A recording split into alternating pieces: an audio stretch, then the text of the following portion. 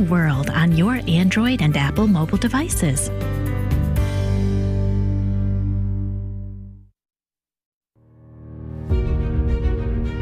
The Simple Truth, rising up to explore the difficult topics of real life. Join us as we proclaim the good, the true, and the beautiful with the simple truth of Jesus Christ and His Holy Catholic Church through Scripture, tradition, and the Catechism. And now, your host, Jim Havens. It is great to be back with you on The Simple Truth, where we proclaim the life-giving reality of Jesus and His Catholic Church. We consecrate everything to the Sacred Heart of Jesus through the Immaculate Heart of Mary and the pure, strong heart of St. Joseph. It is Catholic Family Men Monday, where we primarily direct the content to men, most especially to those of us who are called to the vocation of marriage and family in order to build up husbands and fathers in Christ, to bless the family and sanctify the world. But make no mistake, everyone is certainly most welcome to listen in and or watch. Plenty here that is valuable and applicable to all. Our guest today is Dr. Anthony Esolen. He is a Catholic husband and father, author of 28 books and over 1,000 articles. His newest book is No Apologies: Why Civilization Depends on the Strength of Men. Dr. Esolen received his BA from Princeton University and his PhD from the University of North Carolina, Chapel Hill. He is a professor of humanities and writer in residence at Magdalen College of the Liberal Arts in Warner, New Hampshire. Dr. Esolen also has a weekly web magazine called Word and Song devoted to reclaiming the good, the beautiful, and the true. You can find it at anthonyesolen.com, and you can learn more about his good work there, as well as enjoy the platform as a place where Dr. Esolen is reintroducing people to great poetry, traditional hymns, classic films, and to words themselves. Again, you can find it at anthonyesolen.com, and we'll be talking about it in the final segment today. But Dr. Anthony Esolen, it is a great blessing to have you with us today. How are you? I'm fine. Thanks, Jim, for having me. Excellent. All right. Well, we're going to dive right in here with the introduction of your new book, No Apologies, where you write that, right here in the introduction, that boys are told that there is something wrong with them because they are not like girls. They are also told that girls can do all of the physical things that they can and perhaps do them better. An absurd falsehood. Telling boys these things is poisonous, and I dare say it is intended to be so. Those who speak this way want the boys to be weaklings, to despise their own sex, to doubt their natural and healthy inclinations, end of quote.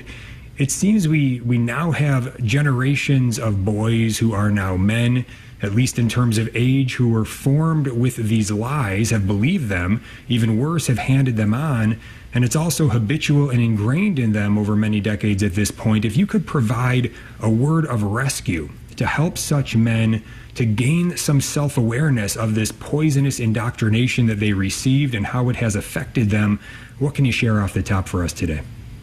Off the top of my head, I would say, although mankind is fallen, our nature is fallen, yet that nature is still there, and in itself it is still good. It's a lie to say that the masculine nature is somehow suspect or somehow evil, just as it would be a lie to say the feminine nature is suspect or evil. The natural inclinations that boys have are good. They are meant to be good. They're meant to be directed, rightly directed, channeled, fostered, right?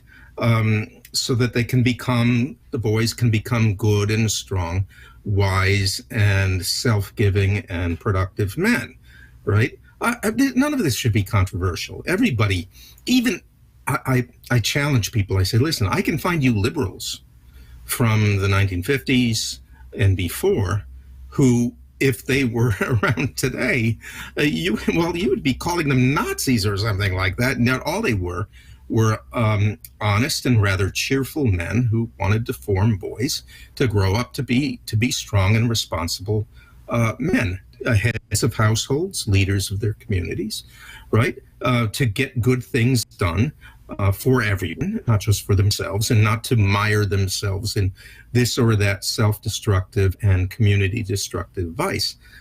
This is something that everybody knows, right? You have to consciously deny reality to deny this. Now, we sinners are often very good at denying reality, but still. That's what the first thing I would say to men is, look, acknowledge what's real. Your masculine nature is real, and in itself it is a good and God-ordained thing. The question is not whether it's good. The question is, what do we make of it, and what have you made of it? That's the big question. I would ask somebody in that state right now, what have you made of this nature? Mm-hmm. All right, Dr. Anthony Esolen is with us talking about his book, No Apologies, Why Civilization Depends on the Strength of Men. And highly recommend this book as one that will help you to reflect upon reality, reflect upon your life, especially for men, to think about their boyhood, to think about their masculinity. What are they handing on to the boys in their midst? And chapter 1 here is entitled Strength. And when I talk to groups of men, it's the number one thing I sense a call to drill down on, and that's that your masculine strength is a gift, it is good, and rather than bury it or be ashamed of it in any way, you are meant to develop it and orient it towards virtue, right, precisely as you're saying. And you write here in this chapter that, quote, the man's strength is for the common good, and in particular for the women and children, end of quote. What does the ongoing daily mass murder of preborn children and grave exploitation of pregnant moms in need by the lie of abortion tell you about the deficit of masculine strength in our time? This is a tough question to answer because despite what feminists have said, men by their very nature do not want to get into direct fights with women. They are always going to be inclined to give way when women claim that they are being hurt, that they are in fear, that they feel themselves to be in danger, and so on. So some, not the most of it, but some, and we need to acknowledge this, some of the wrong support that some men give to women who insist upon their rights to an abortion, some of that is a misplaced chivalry. Now, some of it is also frankly self-serving, because a lot of men are perfectly happy to have women kill their own children in the womb so that the men who have fathered them won't have to worry about it, right? And there are certain kinds of men who enjoy is the wrong word, but believe they enjoy anyway, the sort of sexual free-for-all that that contraception and then abortion, the fail-safe of abortion, have conferred upon us, right? So they say, well, I want to live this sort of irresponsible life, and I understand that abortion is the backup for it. So sure, let's have it. But at least some is a misplaced chivalry, and their women can be very good. A certain kind of woman can be very good at shaming a man, saying, "Listen, you don't have to bear that child in the womb. You don't have to put up with being pregnant for all those months. Your body doesn't have to undergo racking labor pains, right? So you shouldn't talk, okay?" And a lot of men allow themselves to be cowed into silence by that. Where in general, we need to trust ourselves a little bit more and say, you know what? Even when it comes to these kinds of questions, men have a duty to uphold the truth, regardless of how rotten it may make them feel. Okay, because if they do, they'll lose the friendship of a lot of people, especially women. Will say, you're a monster. You're terrible. You're just violent. You're like all the. Well, none of that is true. It's all a slander, but men are going to have to learn to be strong enough to bear that. Yes, yeah. And Dr. Anthony Esolen is with us. He's written this book, No Apologies, Why Civilization Depends on the Strength of Men, talking about chapter 1 right now, entitled Strength. And a little bit later in that chapter, you do say, quote, there is a masculine strength of character that has met with contempt in our time. And I think this is what is stirring up here. Yeah, the exact fact that men are supposed to be truly chivalrous towards women and children in the face of this grave evil of abortion that we are facing in our time. The fact that men would be called by their masculine nature to stand up and to stand up for those women who are being exploited and even maybe are exploiting themselves going along with this, and also these children, these innocent children being killed, that masculine strength right there is being attacked, right? The enemy of our souls certainly doesn't want us to rise up. The pro-abortion folks, the feminists, don't want us to rise up. So we get these lies about it's none of your business. This is not, abortion is a women's issue. Can you speak further on that? Well, I'll take it in a different direction here, actually, because this is also, men are also, I think, called to stand up and be strong and be willing to be hated, right, for protecting their children now, the children that we have managed to have born, to protecting them against the lies and the dangers of the entire radical sexual agenda, right? I mean, the whole sexual revolution was a pack of lies to begin with. But now we have kids being fed in their libraries and in their elementary schools. They're being fed perversion, right? And so men have just got to stand up and say, no, we're not going to put up with that. And any adult who wants to peddle that stuff to children is frankly no better than a pervert. Those kinds of people belong behind bars. Well, you're going to be hated if you talk that way, but you have to do what you have to do. Mm-hmm.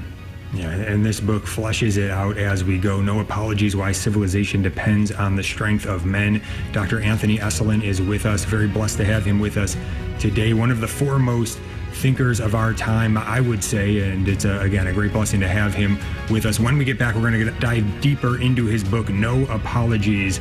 A lot more to get to today. Great discussion here. We'll be right back. Stay tuned. This is Jesse Romero, host of Jesus 911, heard weekdays at 2 p.m. Eastern. I'm joined each day by a variety of co-hosts like Ruben Nava, Paul Clay, Dan Schneider, and my amazing wife, Anita Romero. We tackle Catholic devotions, spiritual warfare, family life, saving America, and everything in between. Join us each weekday at 2 p.m. Eastern, 11 a.m. Pacific for Jesus 911. You can also catch a bonus encore Saturdays at noon Eastern. God bless you. Keep the faith. Hello, this is Steve Gleason with your 1-minute tool for Catholic evangelism. Here's the question for your non-Catholic friend. Is the Bible sufficient to answer all questions on Christian living and church life? Well, the answer is definitely no. There isn't agreement on scores of doctrines such as the effects of baptism, who can receive communion, once saved, always saved, abortion, or how about eligibility for marriage after divorce? So here's your 3 best friendship tools for Catholic evangelism. Fruit analysis. Luther, Calvin, and Zwingli, who are all the fathers of non-Catholic Christianity, did not rid unbiblical practices they despised, but instead turned out to be the progenitors of some 50 denominations and scores of divergent beliefs. Secondly, natural reason. Well, if the Bible alone is supposed to clarify all beliefs, the very fact that such divisions prevails is actually proof that an arbiter of doctrine is desperately needed. Thirdly, the golden twins, sacred scripture and sacred tradition, will always prevail as the foundation of all Christian truth, beliefs, and doctrines. As a nonprofit lay organization financially independent from your diocese, our apostolate is listener-supported. Through your generosity, we are able to inspire countless listeners with the gospel message and help lead them to a parish to be spiritually nourished by the sacraments. The Station of the Cross thanks our supporters who have enabled us to broadcast Catholic programs for more than 20 years. Thank you for your continued support, and may God bless you and your family.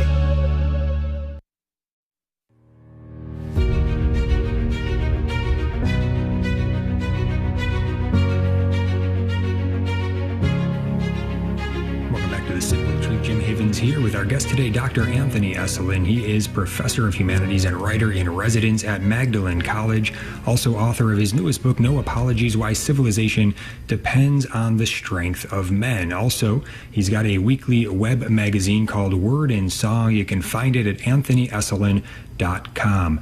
Dr. Esolen, again, in chapter 1 on strength, you write, quote, "We Americans and maybe the whole rest of the exhausted Western world are now in a strange place.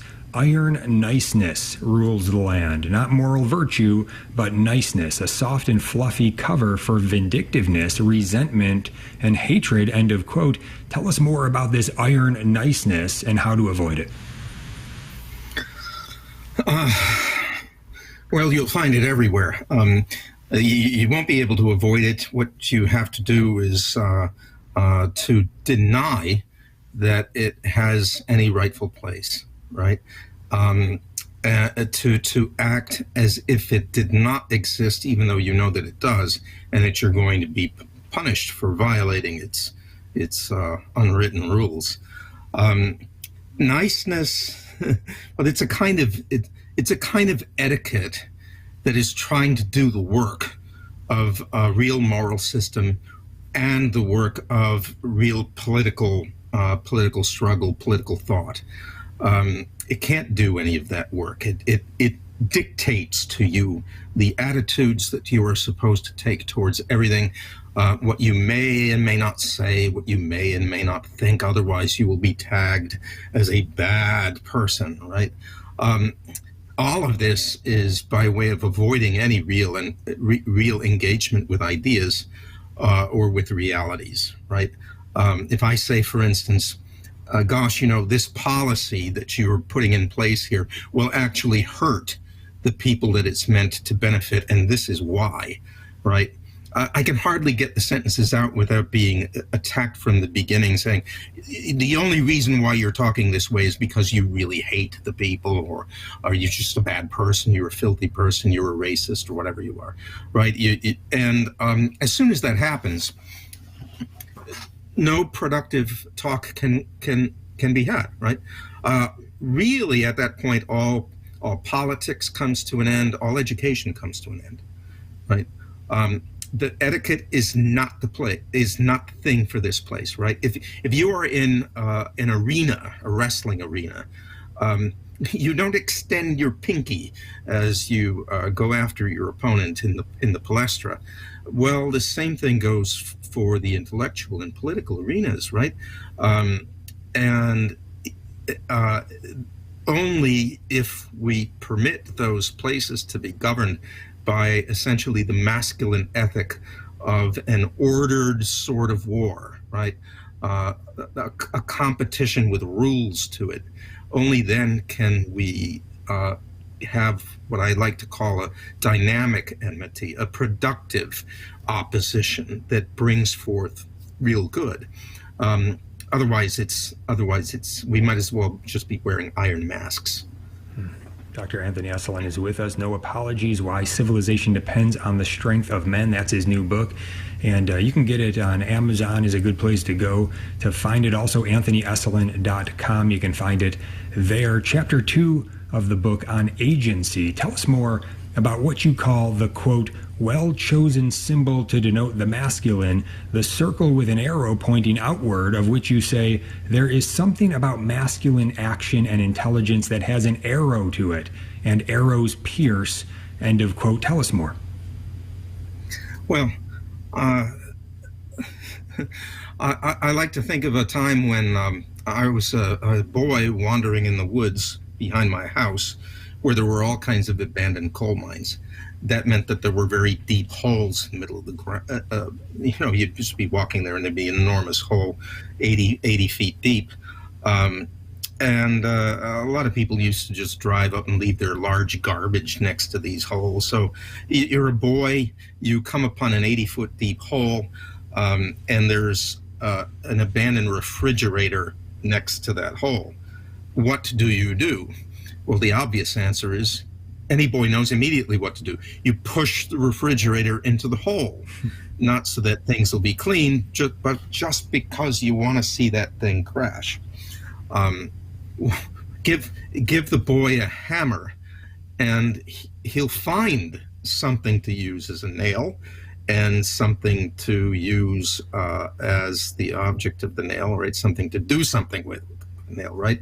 There's a kind of restless aggressiveness about this, and there's nothing wrong with this. I mean, without it, what would have ever gotten done, right? I mean, you have to be half crazy to build such a thing as a ship with sails so that you can go catch fish with a net in the middle of a sea or the middle of a dangerous lake like the Sea of Galilee. You have to be nuts to do that. But there's something in the boy that says, I want to change what I see. I want to have an effect on it. I want to break it. I want to break it open. I want to move it. I want to put a hole through it. Do something, okay? And again, I think that without that, I can't imagine what the human race would be without that.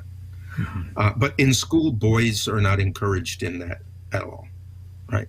But if you had a boys' school that really understood boys, I'm sure that there'd be a room somewhere full of pieces of wood, saws, hammers, nails, okay? All kinds of saws, scroll saws, table saws, whatever. And say, boys, here, let me teach you a few techniques here. Let me teach you how to do this, how to do that, and go at it.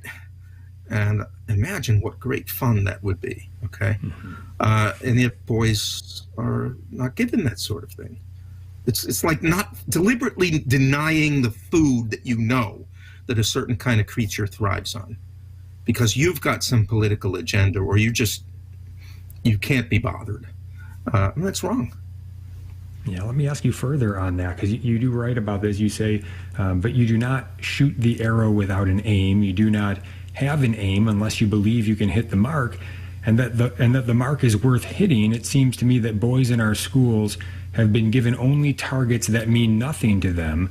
There are no aims that are to aims that would rouse their masculine hearts, as holding hands is to arm wrestling. So those are the sort of aims that these boys are getting in school. To which, I just want to ask you further on that question, as you were just describing. What else can you tell us in terms of the targets, the aims that we ought to be handing on to our boys?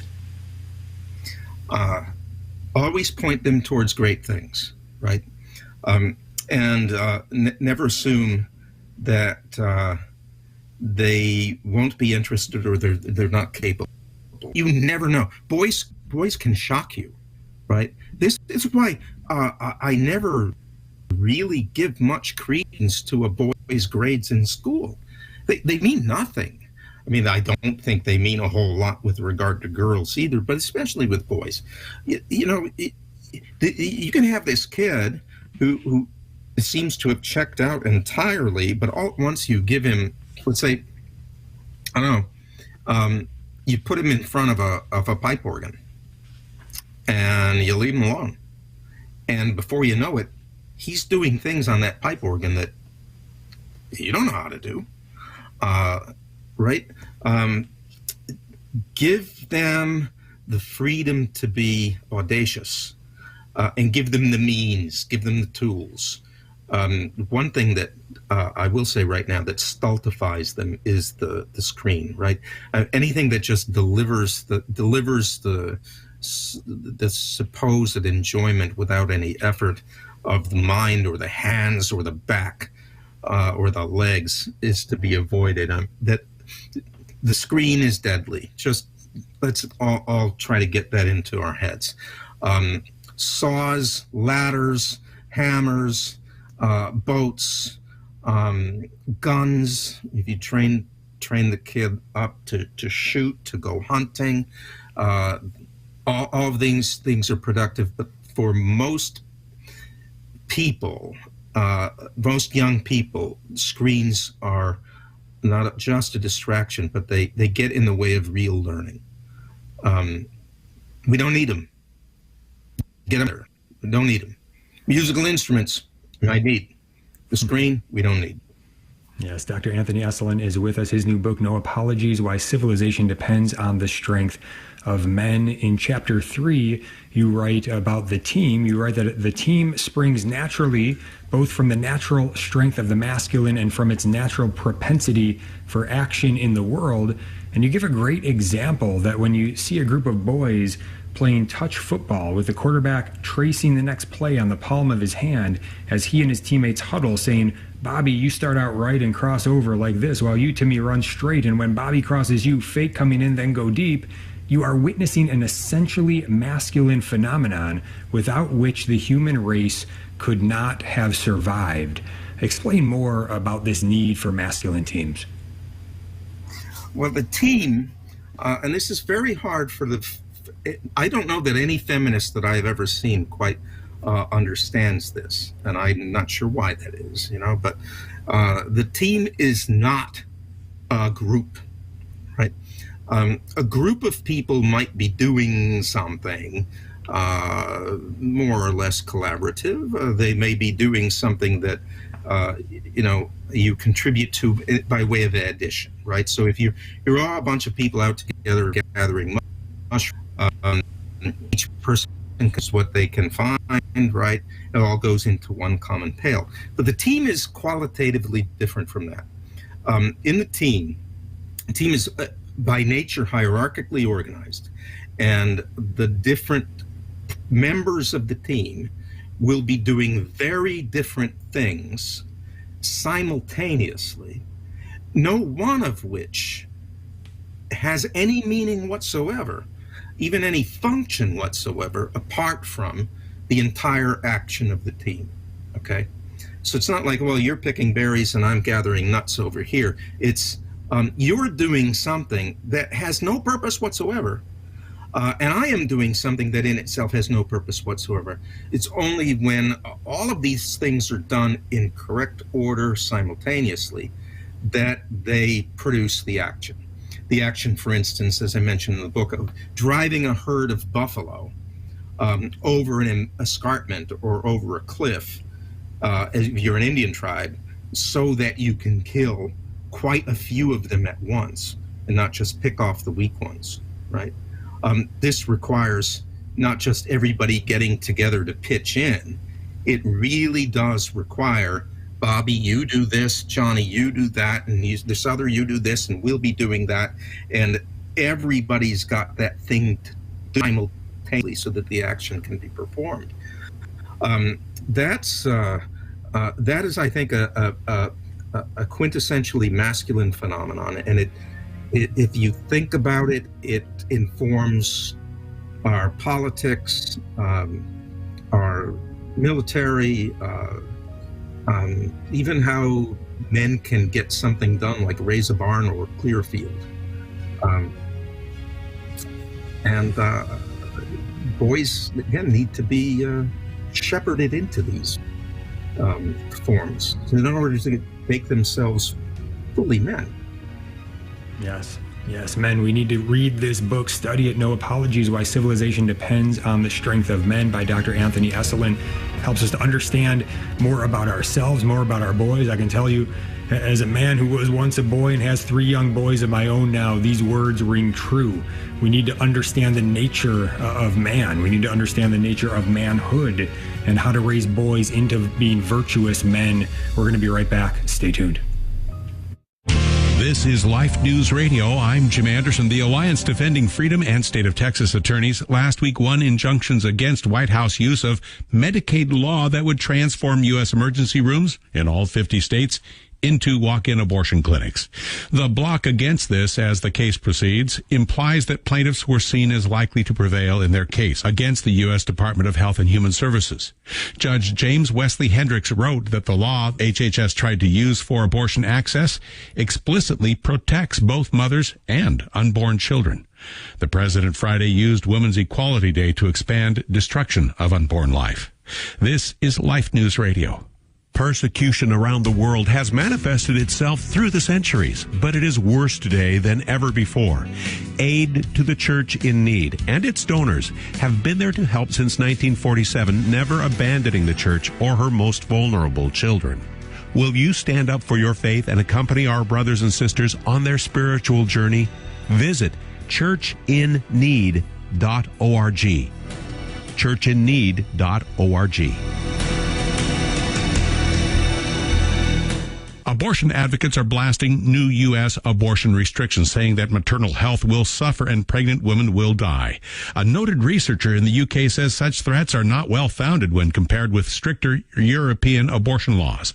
Additionally, Professor Dr. David Albert Jones says there is much to correlate increased abortion numbers with an increase in maternal deaths. With U.S. black pregnancies 3 times more likely to end in abortion than white mothers, Jones points out that the U.S. death rate among black women is almost 3 times that for white women, something he says is without parallel in the developed world. For pro-life headlines delivered to your email address daily, sign up at lifenews.com. This has been Life News Radio.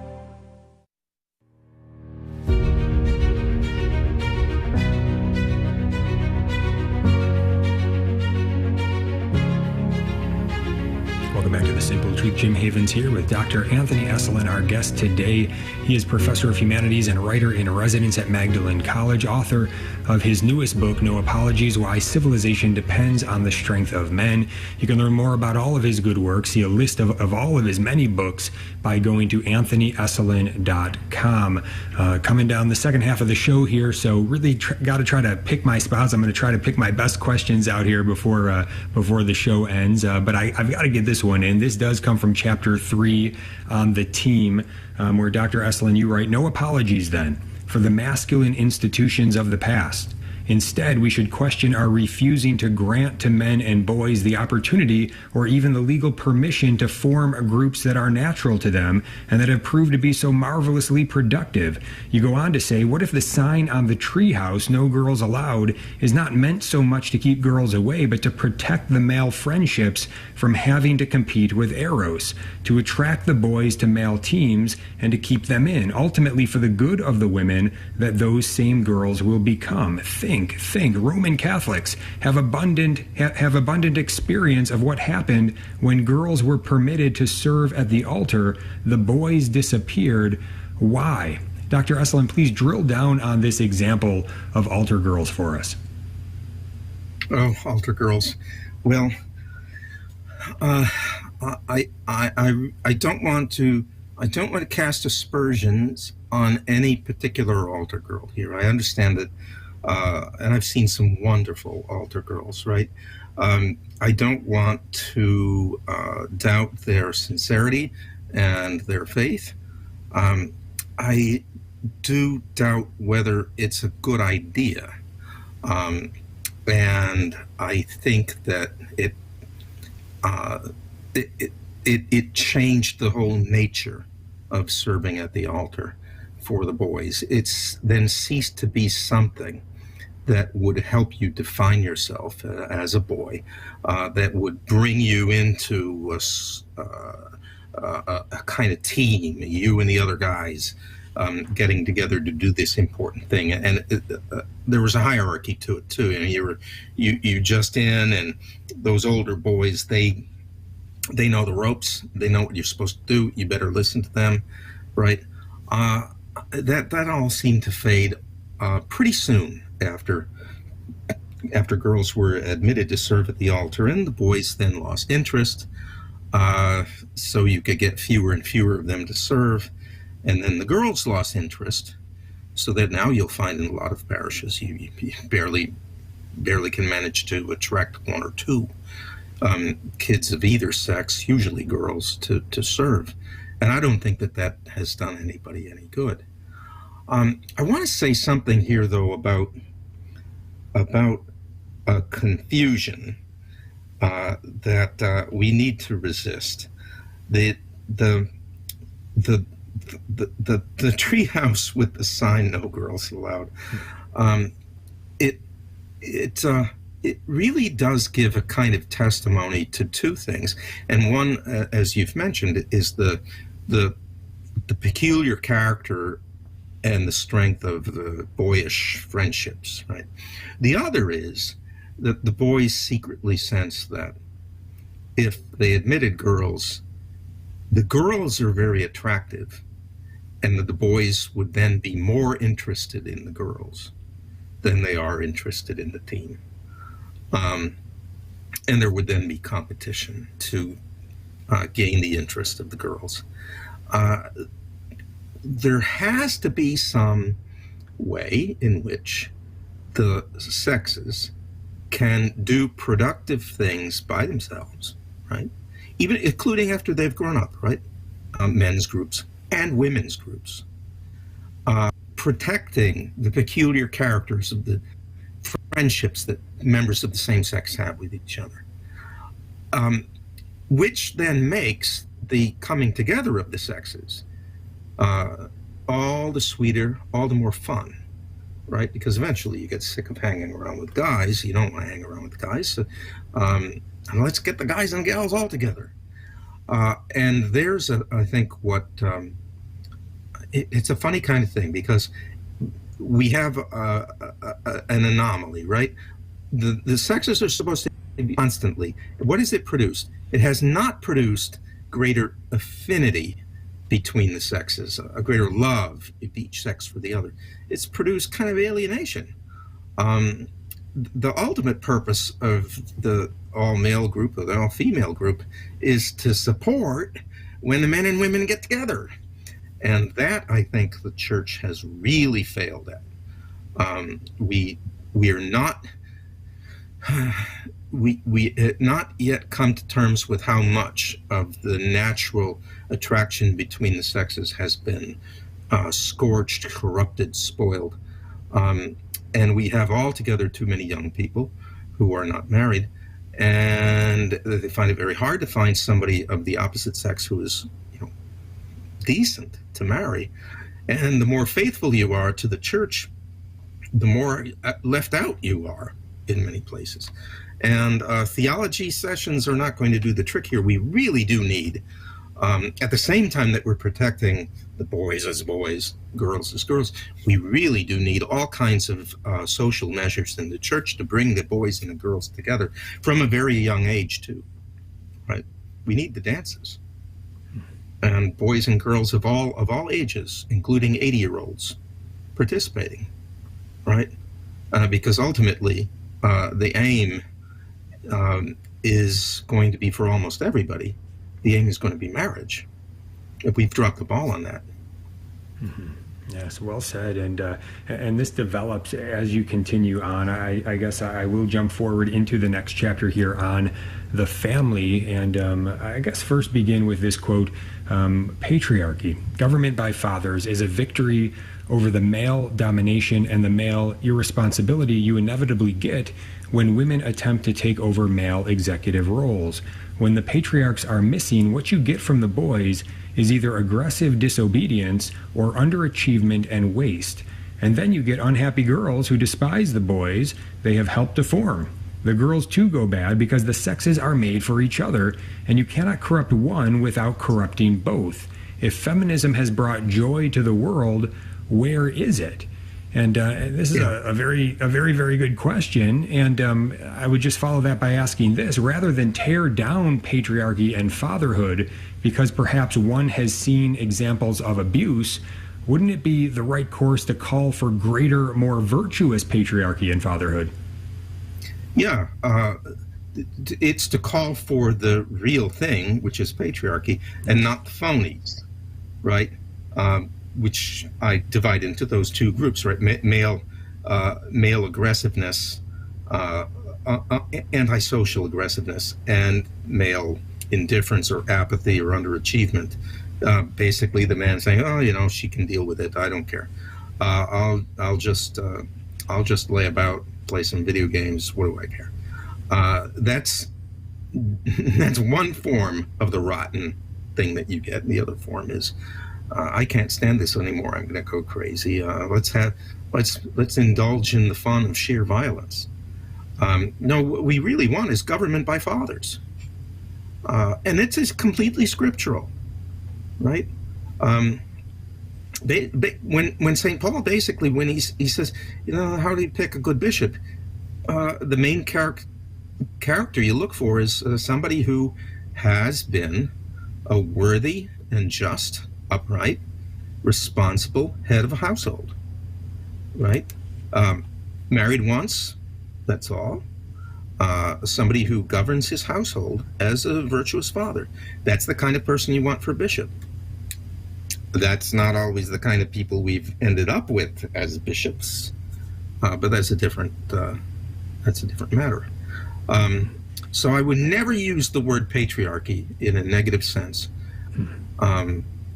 What you get when that is the bad behavior, and nobody is made happy. If rejecting patriarchy has made everybody just wonderfully happy, I want to know, where are all these child-rich, boisterous, mirthful marriages and families that are built upon the feminist principle?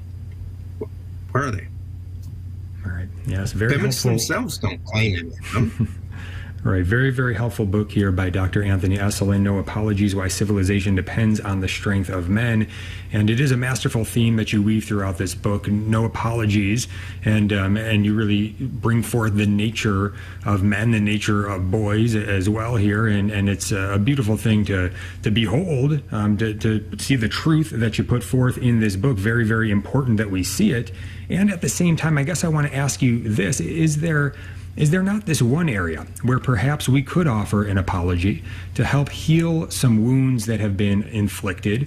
As a man, is it good for me to maybe offer an apology, offer to apologize on behalf of all men to women and to children who have been in any way abused, to say, we see you, we hear you, we are sorry, we will strive all the more to live more virtuously, and to call on the men around us to do the same? Would this be an apology worth making? Yes. I'm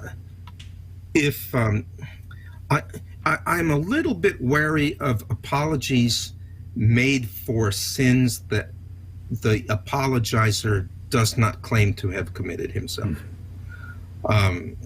because that strikes me as a bit of play acting.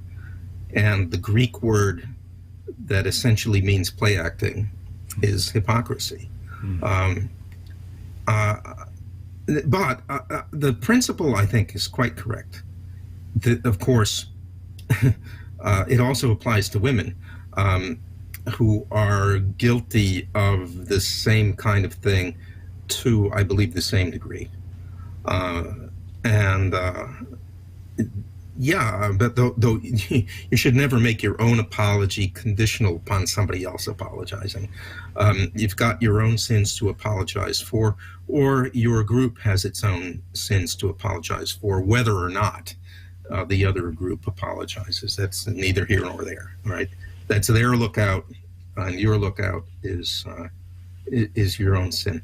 So I think, in a general sense, that is correct. I am still, however, wary of how it can be done without seeming to give yourself a pat on the back for apologizing for sins that you yourself have not committed.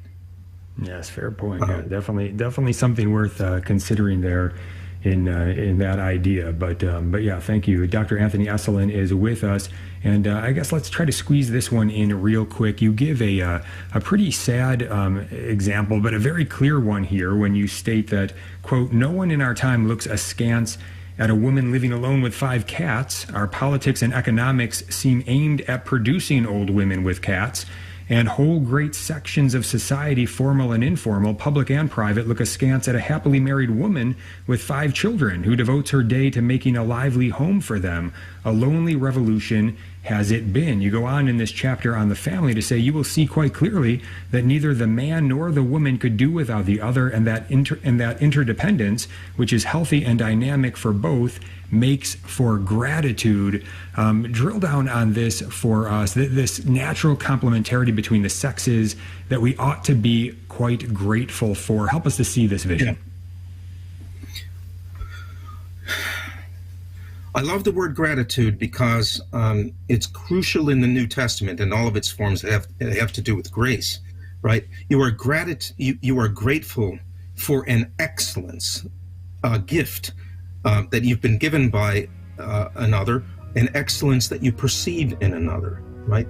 And when men and women are taught to esteem the opposite sex as very different from their own, with different roles, then they can receive everything that the other brings as a gift. And to be grateful for that gift is to participate in the excellence of that gift. All that is healthy. To insist upon your own is not healthy. Mm-hmm. Yes, yeah. And there's a humility as well to receive what is stamped into our very nature by Almighty God. Why are we trying to overthrow this? This is good. This is what God has given us. What a blessing. Let us humbly receive it with great gratitude and strive to be faithful to it. When we get back, we're going to be talking to Dr. Anthony Esolen. We're going to move on from the book a bit and get into his weekly web magazine called Word and Song, AnthonyEsolen.com. We're going to be right back. Stay tuned.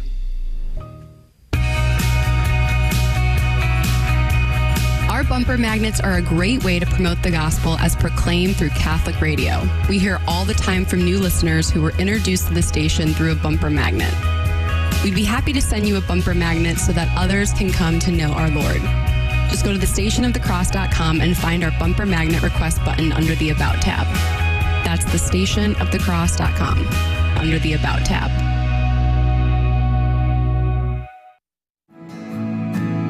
At the Station of the Cross, we are blessed by the variety of donations our listeners generously contribute for our evangelization efforts. From planned gifts to employer matches, we even receive donations through transfers of stock.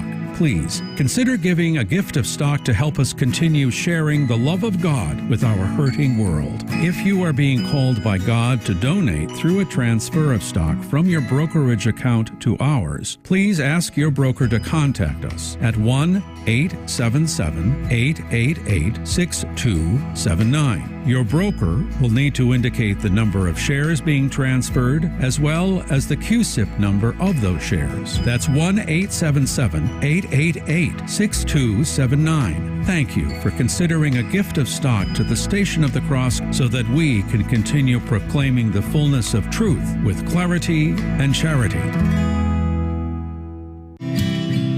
Do you love listening to the Station of the Cross on your car radio, but sometimes find yourself driving outside the listening area? Never miss another minute of your favorite show.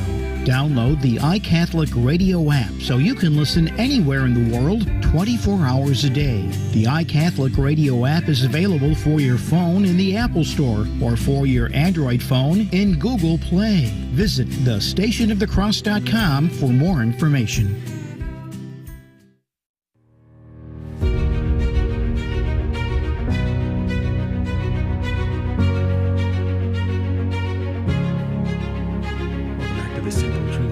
Here with Dr. Anthony Esolen, our guest today, a professor of humanities and writer in residence at Magdalen College, also the author of the new book, No Apologies, Why Civilization Depends on the Strength of Men. We've been talking about that for the first three segments of the show today. Hope we did it some justice, getting out as much content as we can from the book, but there really is no substitute of actually getting the book, reading it for yourself. So much in there that is so good. I read every word, highly recommend it. Again, No Apologies, Why Civilization Depends on the Strength of Men. And one place you can get it is by going to AnthonyEsolen.com. That's also the place where you can find his weekly web magazine called Word and Song. It's devoted to reclaiming the good, the beautiful, and the true. And more about his good work there. Also, it's a platform, a place where Dr. Esolen is reintroducing people to great poetry, traditional hymns, classic films, and to words themselves. Dr. Esolen, what would you like to share with us about this great weekly web magazine, Word and Song, that you have? Well, it's a blast. That's the first thing I'd like to share. That I think my wife and I are collaborating on this, right? And I think we provide for people things at the site that they're just not going to get anyplace else, right? So, for instance, every week there's a word of the week, an interesting English word that you might wonder about, and what is that? What does that word really mean? King, for instance, what I worked on today. King. Well, where did the word come from? What's it related to? Does it have anything to do with kin? And in fact, it does. Well, why? What's up with that? The surprising things that you would learn from the history of words, surprising things that reveal things about human nature. and perhaps about the history of England, the history of English speakers, and the history of Christendom in the West. So much can be involved there. So I have a lot of fun with that. We have a poem of the week, typically a short to middle-sized poem that I talk about, I discuss, right? And, the free subscribers can get this and the word of the week and other things too. But if you are a paid subscriber, you get to hear me talking about it and you get to hear me recite it. And the poems we're trying to do is have each week organized around a certain theme. The poems range from the jaunty and sprightly.